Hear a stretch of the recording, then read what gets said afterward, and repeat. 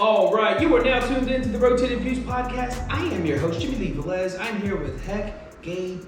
Goose is on the way, frustrated. In this episode, we discuss being bitter, feeling defeated, frustrated children, overcoming discouragement, and advice to folks who are feeling stuck. We wrap the episode up with quotes from Roger Crawford and Henry Ford. Guys, if you're new, don't forget to download and subscribe. We drop a new episode every Tuesday morning for your listening pleasure. Kicking things off, gentlemen. Here we are.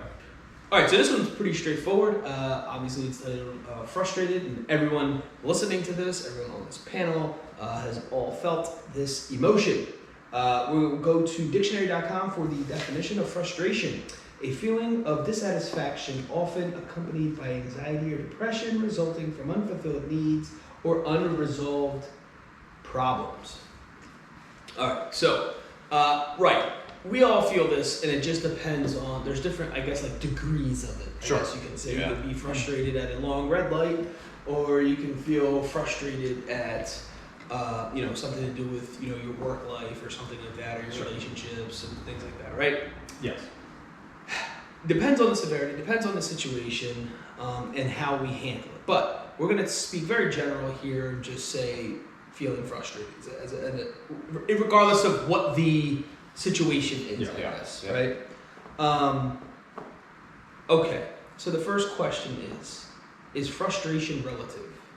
Yeah, it's all like, to some degree, it's, I guess, perspective of like how you're dealing with the situation. Because sometimes you can like we always go back to the story of like being stuck in traffic. It's like, people just go with the flow, but other people find it infuriating that you're stuck in a standstill or whatever. That happened to me today, actually.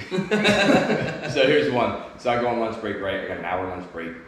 Jess had me go to the dollar store to get those aluminum trays you cook food in it, whatever. Yeah. So I was gonna make baked chicken. Yeah. So she's like, get that, get sandwich bags of this. So she gives me a little honeydew list to go to the dollar store. So I'm driving, and I gotta come around this jug handle to go over to the bridge to go to PA. Mm. Cars aren't moving. To go over this bridge, I'm like, what in the world is going on here? What is going on? And I'm stopped at a stop sign, and then there's cars that just keep piling up. So now the line is getting further, so there's no way for me to go. So you can either go in the left lane, jump over to the left lane to go onto the bridge, or jump to the right lane and then go around jug handle again and go down the main highway. So I was like, you know what? I don't got time for this. I need to hurry up and go. Went around, did that thing, ended up crossing over the next bridge got over. Guess what happens? The car that was in front of me was at the same spot that I was by the time I got there. Oh my gosh. I'm like, really? Just being impatient? Sure. It could have been the same thing, and I didn't have to waste that much extra gas going up around the way and come back down. And again, so that was just me being frustrated because the traffic wasn't moving. It only took, 3-4 minutes for the traffic to keep going. Had I just waited there, I could have been there and probably not wasted as much gas. Yeah, I think there's a certain amount of things or a number of things that I think everyone can agree that are frustrating. Yeah. And then there's other things that are relative to who's dealing with it. Sure. Right. Where I might find something that's frustrating to someone else doesn't really care or bother them.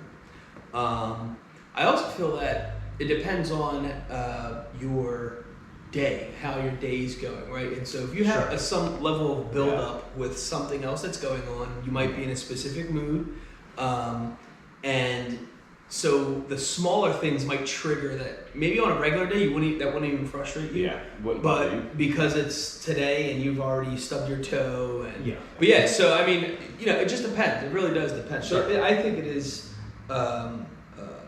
relative. But does anyone else have any other frustrating stories, I guess, something that was just, heck, you just gave one, do you have another one, or Gabe, you have one?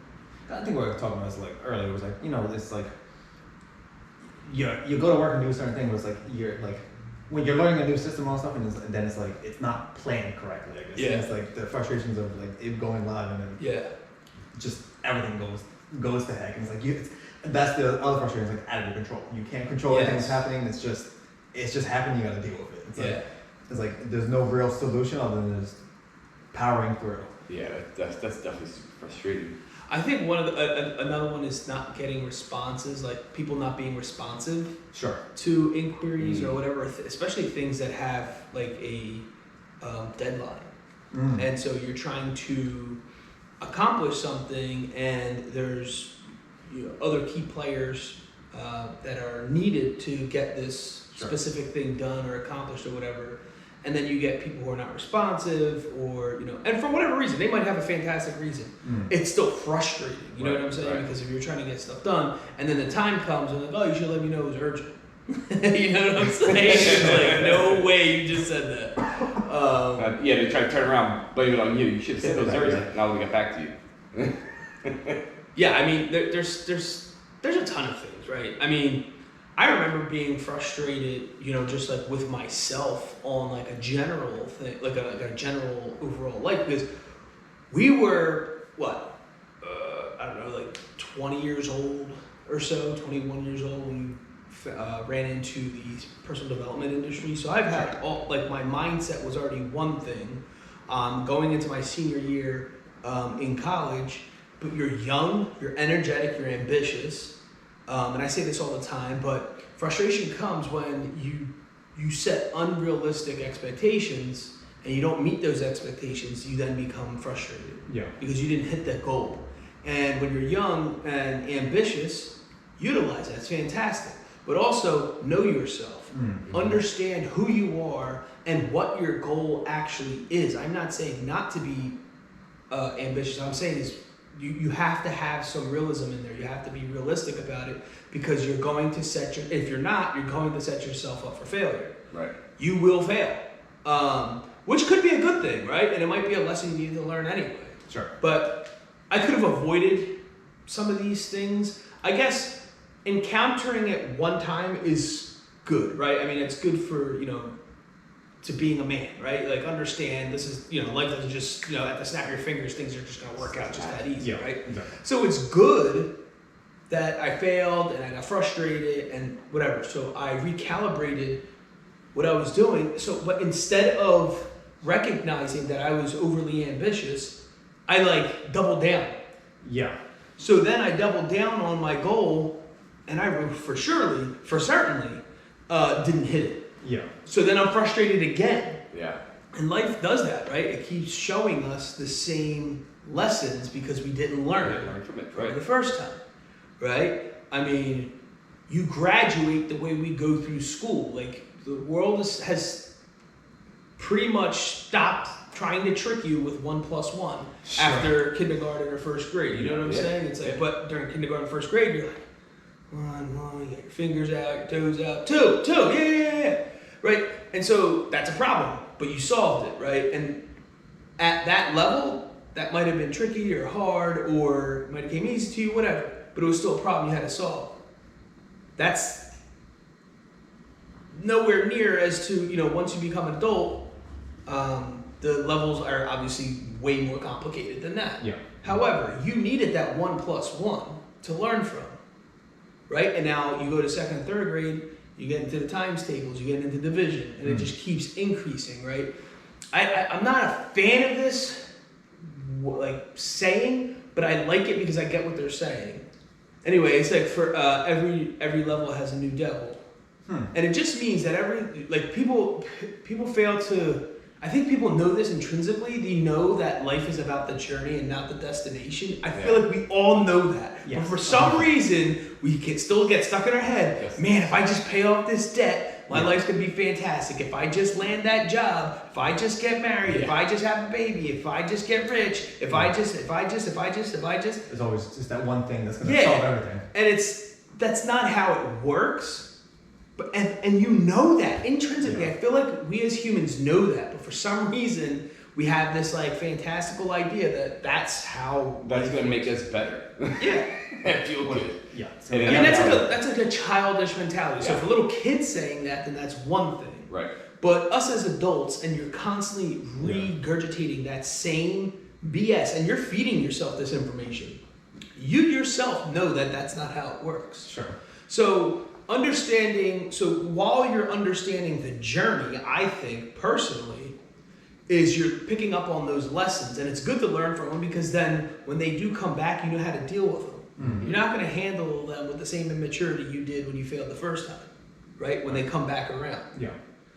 So if you're trying to avoid like repetitive frustration, I should say, it's probably time to sit back and analyze what the situation is and what you're doing reactively, what you're doing to handle the situation and how you're digesting it. Because I can guarantee that's the universe, God, is putting it back in your face that you have to work through this. This is your journey. You're the hero of the story. Sure. Why are you keep running into the brick wall when the door's over here to the right and you keep hitting your head up against the wall? It's like, dude, don't you gotta think, you gotta step back and recalibrate? And so what made it worse about my story about the goal setting is the third, the fourth, the fifth, the sixth, the seventh time, I was still doubling down. Because I wasn't, it was not triggering, I would blame everything else. Oh, I wasn't aggressive, I wasn't this, I wasn't that. Now I was going doing circles around anybody and nothing was happening. But it was because I was doing, first of all, I was doing the wrong things. Like to make that goal happen, I wasn't finding going after the correct formula, I guess you would say. Right. Like I'm trying to bake a chocolate cake and I was doing everything to make a carrot. Yeah. Right? And so and let's keep it that basic. So instead of questioning the approach, you just kept, I just need to work harder at the approach, the ingredients, everything. I just thought it's like if I whip this batter harder, it's gonna turn into chocolate cake. And that's what people do. It's like, and then I'm mad that I'm eating carrot cake. Yeah. Sure. All the ingredients was for a carrot cake. In my mind, no matter how much I think or I want that thing to be chocolate cake, it doesn't matter. I didn't put in the ingredients for a chocolate cake. Yeah.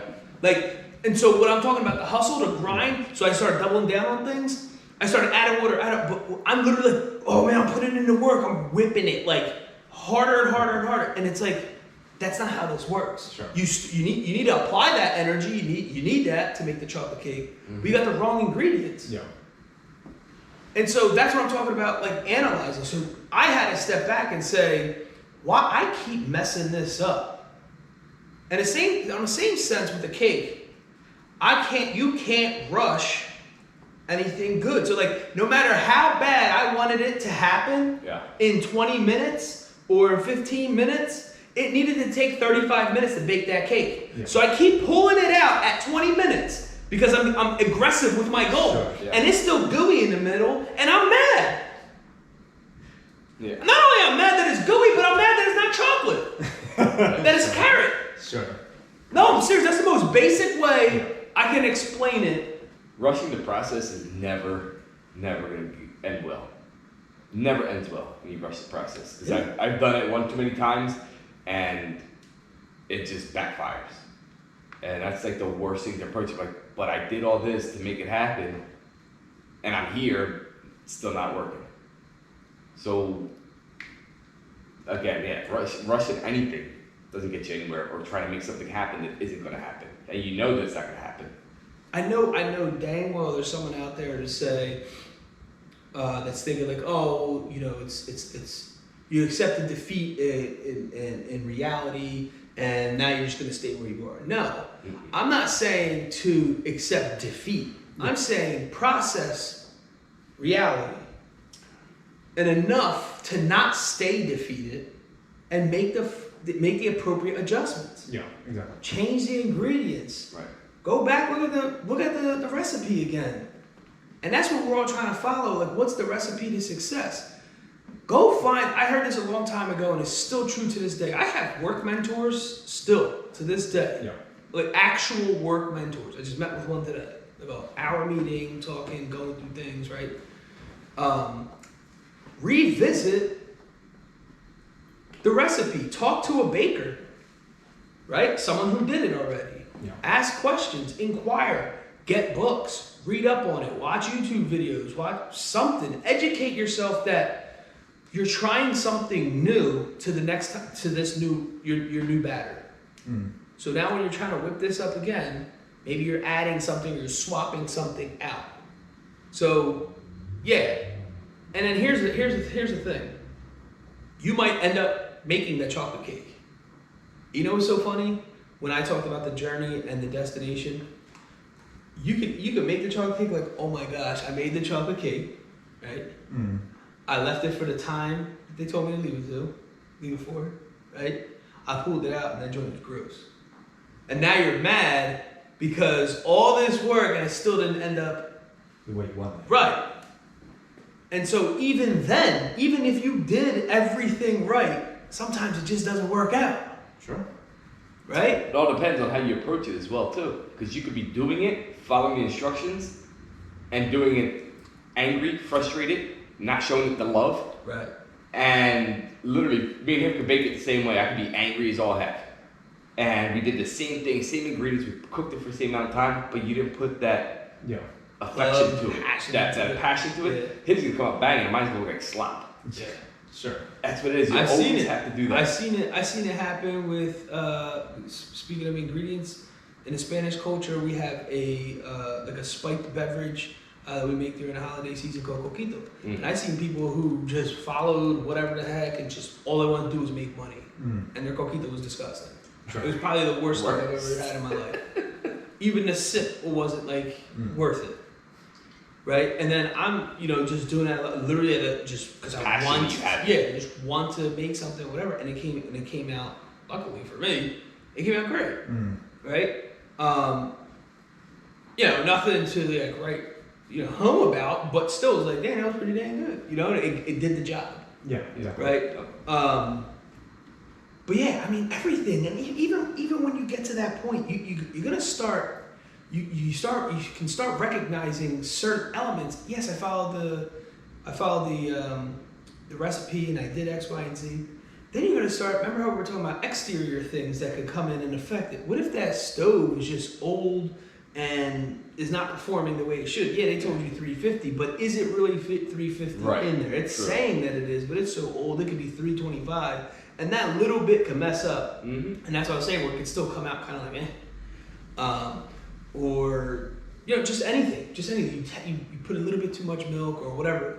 So it's reanalyzing all of those things, but being realistic on what the ingredients is. Did you really think you were gonna get a 6-pack overnight? Like, did you really think that? That's so unrealistic. If you don't have a 6-pack today, you really think you're gonna get a 6-pack tomorrow. No matter what you do in this world, you gotta earn it. Sure. And the reason why, just with success and things like that, people who do it the right way, the reason why abs. Now let me ask you this: abs on a guy who who is overweight, is it more attractive or than a guy who got surgery done to get abs, like liposuction or something like that, to get the product? Well, no, I mean, you obviously somebody cheated, right? Somebody went and got a surgery done. They took the shortcut to get there, whereas the other guy busted his behind off, got up every morning, 5 o'clock in the morning to go to the gym, work out, diet, eat properly, and got there. It took him 5 years to get there, whereas this guy took him 6 months. The guy that got the surgery, right? Yeah, I mean, I don't know what surgery you getting done for 6 months, but yeah, it's shorter. But yeah, I get what you're saying. But anyway, so I guess the point is when it's earned versus not earned, right? So this is what happens when we start comparing ourselves to people. When I'm going to go back to frustration. This all leads back to frustration. Stop comparing yourself to people and stop comparing apples to oranges, because you don't know how that person. That was probably a terrible example, but still, you get the idea, you get the concept. Where someone earned it versus, or same thing with everything. Someone taking supplements or illegal supplements to get to a specific muscle tone or size versus someone who's been doing it naturally. There's still a credit thing that you're gonna give more to the person who did it naturally. But anyway, so I'm comparing myself. Let's just say I'm comparing myself to the dude who is probably my age and is making killer money, has a killer whip, has a killer whatever. I don't know. I'm just comparing myself to him. Dang, I think that dude's my age and he got everything. That's wild. Right? And then I go home and I'm like, dang, what have I been doing this whole time? I've been busting my ass, but clearly I'm doing something wrong, so I don't have all that. Sure. Well, you get the inside scoop, nothing wrong with it, but a relative who passed away left this dude a crap load of money. So that's the reason why he has all that stuff, because someone gave, right? But now here I am. I just went home frustrated because someone who was my age got all this stuff. Right. You don't know how he got it. Right. I didn't know. And this is an example. It's not a true story. I'm just saying, like, we create our own frustration with the comparisons. Right. Because you don't even know what's going on in that inner circle. You don't even know what's going on with the people that you're comparing yourself to. Right. Yeah. Yeah. And we've all done it. I've compared myself to people who I thought had it like that, and they don't. And I got confused as hell when I started getting it like that, and they didn't. Yeah. I'm like, wait, what? I thought you were like something you weren't. No, seriously. And it got confusing, and I'm like, that's what I get. I made a bunch of assumptions. Yeah. I mean, I wasn't stopping my grind. I was still going after mine. I still am. But I assumed.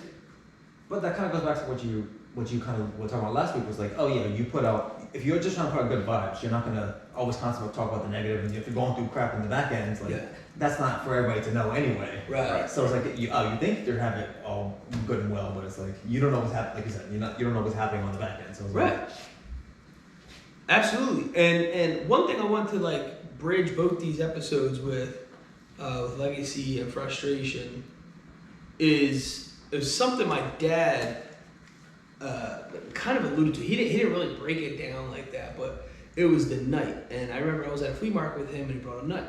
I literally brought a knight. Like it was like a little model made out of brass, and he had all the whatever, all the gear. And my dad was trying to make like this thing, like he's prepped, almost like he's ready for whatever the day he's going to encounter.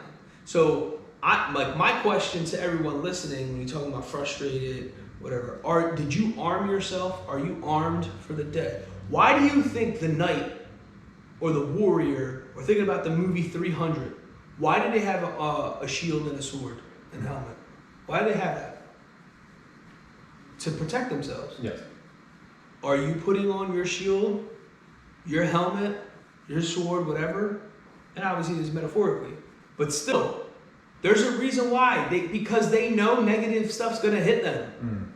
Literally, physically, something's going to hit them. Something's trying to get them. Mm-hmm. So, in a I don't know, non-physical sense, think about how you prep your mind. Is your mind armed for the BS of the day? Seriously, not saying, I'm not attracting it. I'm arming myself in case it happens. Yeah. I'm not looking for it, but I need to be armed. And this all still goes back to the law of attraction. I know I gave, afterwards, I gave the colors of green and red. We're going to go with red and blue, okay? Right. Two primary colors. Blue, your blue vibe is all law of attraction now, right? Part of my blue vibe is my shield, is my helmet, is my sword. Because I'm protecting myself from your red vibe. That when you come in contact with me, a thought that you just sent over to my direction, or just a negative comment you sent over to my direction, that I have my blue shield ready to rock and roll to block all that. Now, that's not to say that you just dodge people and never listen to anybody. There's some that you might have to take a little light absorption, like, oh, yeah, and you just keep it moving, right? So you're not rude, you're not whatever. In the same sense, we're getting frustrated with what the day threw at us, but we didn't even arm ourselves. Right. So it goes back to, you have to arm yourself. And when I mean arm myself, I mean like in a metaphorical sense, put your sword on, or put your helmet on, grab your sword, get your shield, shin guards, knee pads, chest plate, whatever. You have to guard your mind, because you're now leaving yourself vulnerable. You're open to anything, all the wild things this world has to offer. And if you become affected by someone's negative vibe, and that you're walking around eggshells, you know how this person is. Mm-hmm. You know this person brings nothing but negativity all the time. Why are you shocked? And now you're gonna walk around frustrated, and you're gonna put that on someone else who didn't deserve it. Yeah. We have to arm ourselves. We have to prep ourselves for the day. That's why I don't mind driving, like my commute into work. For me, it works for me now. Anyway, I can say. I've been driving some change to and from work for multiple different companies. But I truly use that, take advantage of it as prepping myself, my mind, my body and soul for that day. Those the positive things, encouraging things, getting ready to rock and roll. And there is 100% days where for me, I didn't prep myself for whatever reason. I was distracted, or I saw a text or an email that came in and there's no radio and nothing, and I'm just like boiling over it, right? The whole way in. Yeah. I get in, my whole day set off, just in a bad mood, just not going right, whatever. It's my duty to understand myself. That's what we go back to, know thyself. Understand what your reality is. You're not going to know the answers to every single thing that gets thrown your way. I understand that. But for the most part, it's like people think, oh, I'm not a morning person. Okay, well, you know that about yourself, go to bed earlier. Right. Like you're saying, you know yourself, right? But you're still going to bed at midnight. Yeah. Talking about you can't get up early. Yeah, well, you know yourself, right? Go to bed earlier then. Right. Like, you can't be 40 years old talking about you're not a morning person. Sure. What are you talking about? What time did you start work then?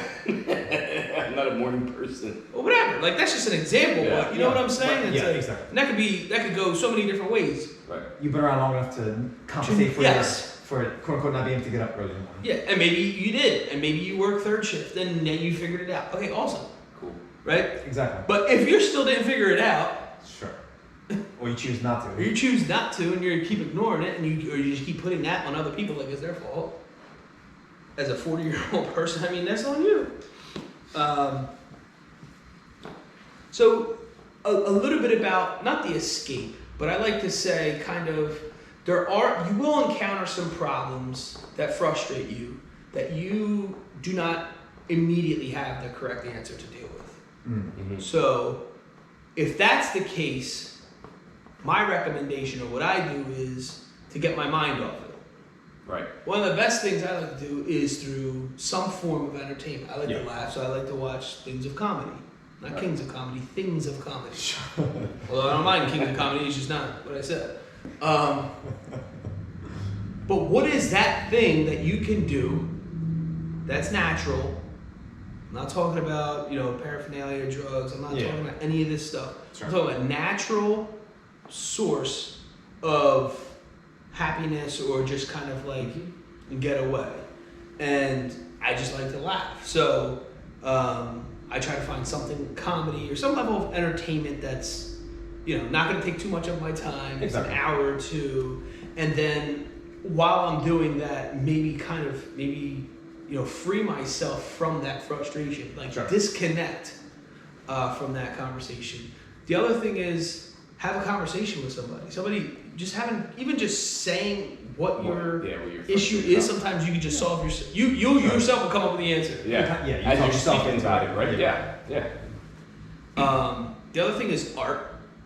If you're feeling frustrated, if you're an art, you don't even have to be an artist. Just start doodling or something, drawing, painting, something creative. Build something. Yeah. So like with me, it's like if I'm at work and I get frustrated, take a time and I'll go for a walk. Like literally go for a walk around the complex and put some music on and then come back to my desk and I'm okay. Or maybe I'm not okay and I just go back on and then or go have a conversation with somebody or whatever. Yeah. But at home, if I get frustrated, I go off and I'm in the kitchen half of the times. I start doing the dishes and whatever it is, me doing the dishes brings me down and it takes that frustration away and it just like calms me down and I'm like back to normal all over again. Huh. Yeah, I know the one that works well with that is like going to the gym. Like a lot of people say going to the gym or some form of exercise anyway. Yeah. Even like you said, going for a walk, jog, couple push-ups, couple sit-ups, couple pull-ups, that can really knock out the frustration.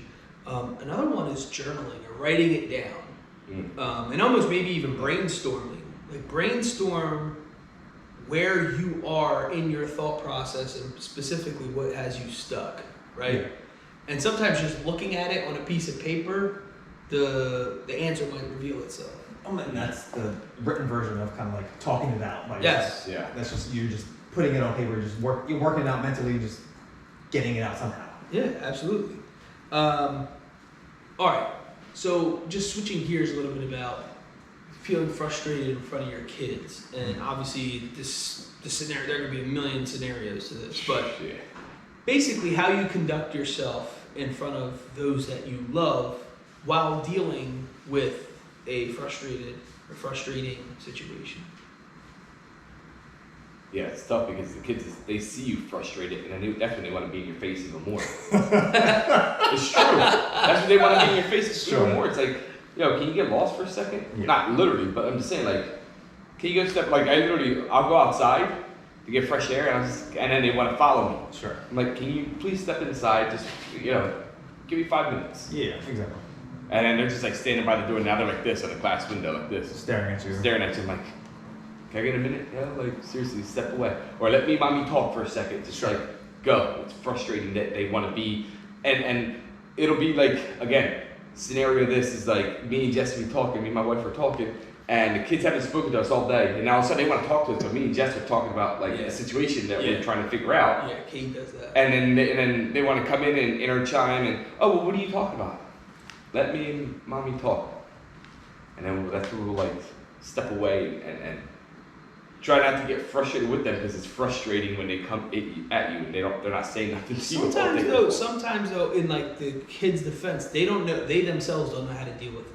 True. They see that their parent is frustrated, or even if they cannot, I guess in the back of their mind or in their mind, they can't comprehend exactly what emotion their parent is going through, but they can tell it's not a good one. Right. So they're trying to be funny and do funny things to get their, reset their parent, and they think that is what's going to work. Right. That is true. That's although we're internalizing it as something that you're annoying.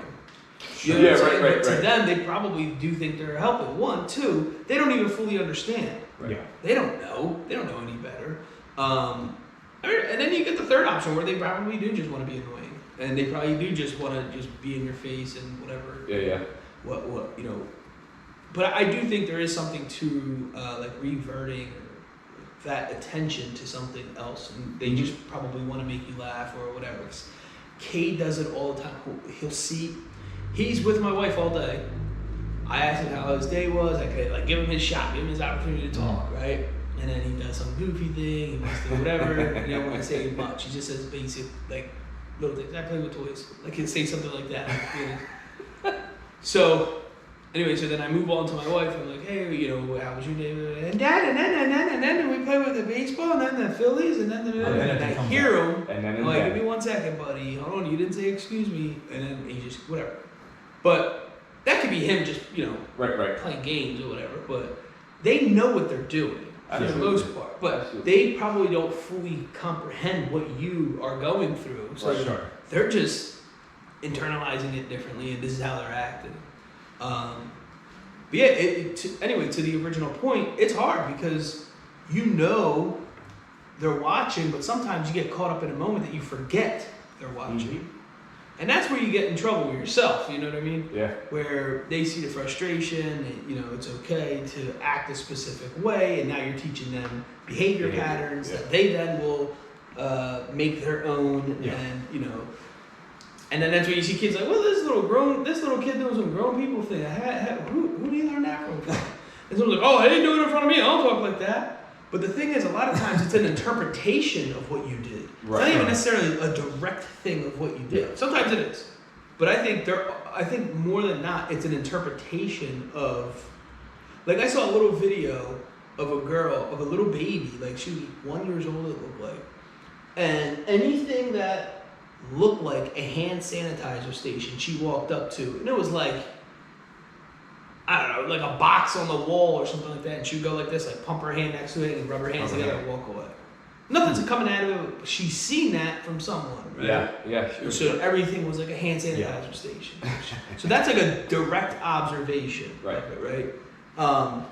So it can happen. So that's the tough part with kids. They don't even have to be your kids. Just we're so influential over kids or on kids and adults' behaviors. It's important to keep yourself in check as best as possible. This doesn't make it easy. Right. And you get a rough day and a little loud kid in your face screaming, wants all the attention in the world. That's hard, man. You could be the most patient person in the world. That's hard. And then you know, most adults are mature enough to eat it and just let them go and like, all right, hang on, all right, let's figure this out. You're not gonna be yelling in my face, but sure. What do you want? Let's have a catch or whatever you're trying to do. But yeah, that's easier said than done, especially if you had a rough one. All right, so let's wrap this one up with the final question. What would you say to someone who is frustrated and feeling stuck, but is ready for change? That's a very general question. I'll go how you wrote it, like find somebody who's in that similar realm who can kind of walk you through it. Yeah. That's the best way to kind of like at least get an idea of how you want to like approach a certain situation. Because I mean, yeah, some stuff is like out of your control, but at least it gives you some idea, some I guess insight in terms of like how you can approach, I guess, working through a frustrating situation. Yeah. Yeah, I mean, I think for me,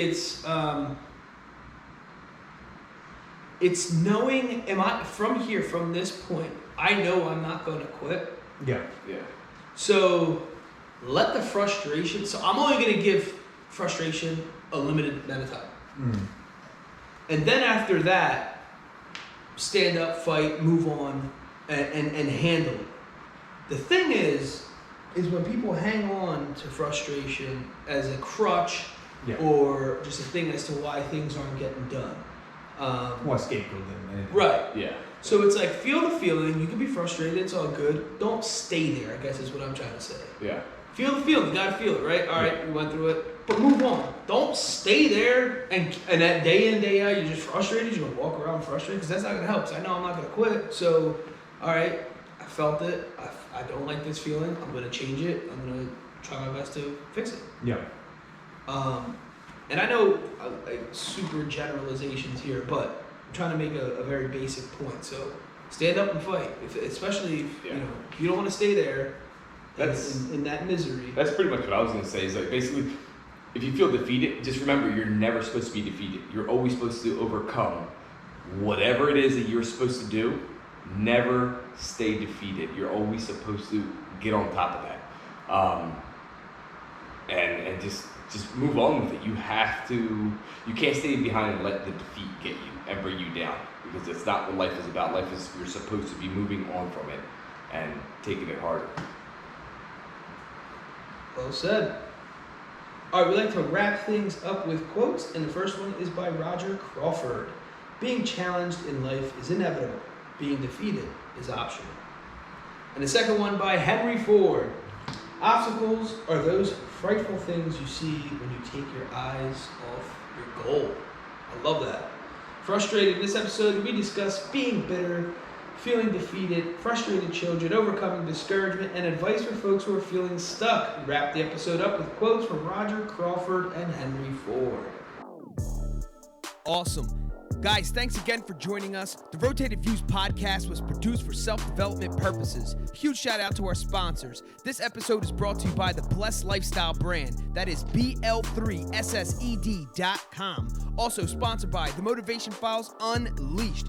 This motivational mixtape will be your fuel for success. Available on all platforms. Guys, don't forget to visit the website, JimmyleeVelez.com. Follow us on Facebook and Instagram at Rotated Views. If you have any inquiries or questions, email us at info@JimmyleeVelez.com. On behalf of myself and the rest of the crew, we wish you massive success. Stay blessed.